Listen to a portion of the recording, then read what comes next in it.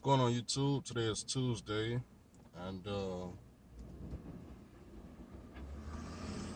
truck is fresh out the shop and ready to get back to work. So as far as my oil leak go, I thought I had an oil leak.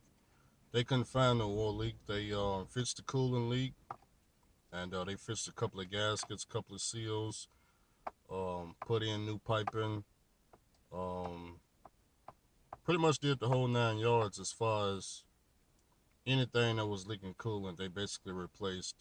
And they started up the truck. They ran the truck.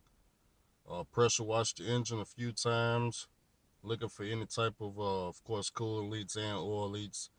And they couldn't find anything. I mean, they put it under high pressure. I mean, my fault. I said high pressure. They, like I said, they pressure washed it, and they couldn't find anything. So, um, there is no oil leaking from the heads or the exhaust manifold or the turbo or anything like that. And I knew it was I knew I had a coolant leak, but I thought I had an oil leak because it was turning black when it hit the floor. But like you said, it was pretty much just dirt. It was pretty much just coolant mixing with the dirt on the side of the engine. So once all that coming down, it looks black, but it was just coolant. And other than that, it's all repaired. Is there anything else that need to be repaired on that truck? Of course, the AC system. Other than the AC system, there's no more repairs to do. We done rebuilt the bottom part of the engine. We done fixed all the coolant leaks. Um, of course, we replaced a lot of gaskets around like the turbo area, and we had that little small coolant leak. We switched that hose out. And basically, all I'm doing is rebuild the bottom part of the engine. And as far as the cooling goes, basically because the truck is so old, lines and hoses and gaskets and seals get worn out and they just need to be replaced. And you can go another, let's say, okay, the truck got 800,000 miles on it. None of this stuff has ever been replaced. So now that we put brand new seals and gaskets in, well, go another 800,000 miles, in about, well, I don't know, 7, 8, 9 years from now, you got to replace all that stuff again because the seals and gaskets and all that stuff would be worn out again. So, uh, definitely well worth the investment. Of course, I'm gonna get my money back within the first week or two of me running. Okay, so I would say the second week because I am in a hole. I'm in a hole. What, like 3 insurance payments, like 200 and maybe 240, $240. So, and then of course I got a full tank of gas, or diesel. That was like $300. So, but that's still in the truck though, so we're not gonna count that. But other than that, truck is out the shop. The bill was $2,500, or 2,500 and like 3 cents. I think it was 2,500. Oh wait, I got the bill in here somewhere. Got it right here. It was $2,500, $2.33.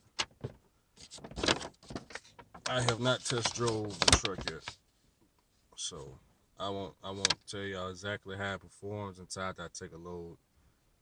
But the bill, if it okay, there it is right there.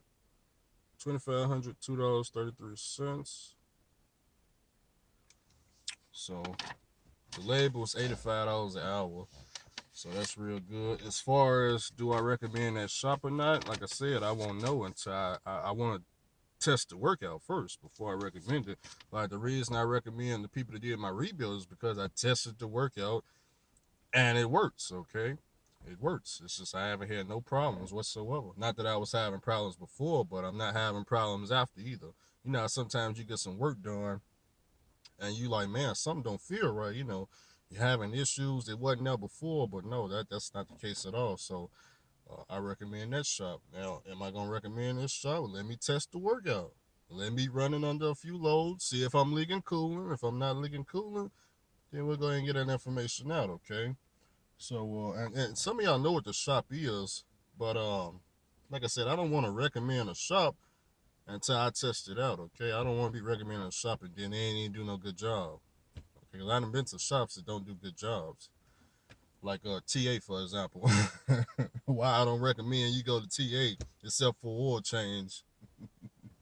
I understand it's not all TAs, but 99% of the ones I went to, it was definitely get the lube ready. That's unless it was an oil change there. Anytime I got an oil change at TA, they did a good job. But anything else out there, the oil change, they had the lube ready. They had plenty of grease too, boy. Plenty of grease. Different kinds too, different kinds. But other than that, what was I gonna come here and talk to y'all about? Truck is ready. No more repairs. Not that I'm expecting. The only thing I'm really expecting to go wrong is maybe next a tire may blow out. I mean, I done had those tires. I had, some of them tires. Wait a minute, hold on. They closing all businesses, barbershops. COVID-19 people all on my Facebook. Scroll it down. If y'all got any COVID-19 problems, like, cause I talk to people all over the world. If y'all in y'all world dealing with like COVID-19 and you're going out of business and all that, leave that in that state. Okay, over here everything is wonderful. I don't watch the TV, so I don't know anything about COVID-19 right here in Memphis. We don't see it. I don't know. I don't know where it's at. I ain't heard not one person dying or going to the hospital or nothing. Now, I done seen some weird stuff going on around here. People, putting plastic all around the car and they driving with plastic around their body and the mouth. I done seen some crazy stuff, but you know what I'm saying? I don't watch the news, so I don't know what they telling them folks. I don't know if people dropping dead. I hear about New York because I see it on Facebook, but other than that, I don't know nothing about that. Here at this house, it's business as usual. Had nothing changed. I put my truck in the shop. It get out the truck. It get out the shop. Now, the shop kind of gave me a little bit of COVID-19 excuse. I'm talking about they mechanics then took off, but that was just a way for them. I think that was just a way for them to get out of work. That's all it was. But it's all good. It's all the truck is ready. And load board has definitely got more loads on it than I ever seen. But ain't none of them going to Arizona. They all going to a new place. They all coming out this same plant, but they all going to a new place down in Texas. Definitely don't pay nowhere near going to Arizona.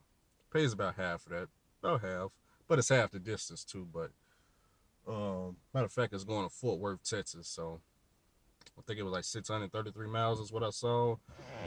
Paying good money. But what was I gonna talk to y'all about, man? Oh, if I could do it all over again. That's what I was gonna talk to y'all about. If I could do it all over again here at the 8-minute mark, y'all just now getting the topic of the video. So somebody else, they said, Andrew, man, every truck driver that I talked to, when I asked them if they could do it all over again, they always got something that they could do all over again. What about you? Yeah, me too. Yeah, as you grow in trucking, you learn and you look back and you say, man, I wish I never did that. That was pretty dumb. Pretty dumb. Yeah, it's some things. It's some things. I know what y'all thinking, Lisa. No, wait a minute. Calm down. Calm down. Let me explain. Now, what should I have done different in trucking? Still would have went to night transportation for a year. Nothing wrong with that at all. Good company. I liked it. Never had an issue. But that second year, I'm saying that second year, it's a couple of things I could have did different. Y'all know my second year, when I quit night transportation, I went to the dealership. I went to MHC Kenworth in Nashville, Tennessee, and I attempted to buy a 2014 Peterbilt. It was around $50,000. Now, of course, y'all be wondering what type of trucks or what price range of trucks do I recommend. I always tell people $50,000 or low. I ain't never told nobody to get no $15,000 truck or go to the auction. No, I always tell people $50,000 or less, okay? Now, I didn't have no credit at the time, never had credit, but I had 20% down, $10,000 cash. And now the phone want to overheat. Is that right? The phone want, okay. And now my neighbors want to pull up at the same time. To be continued.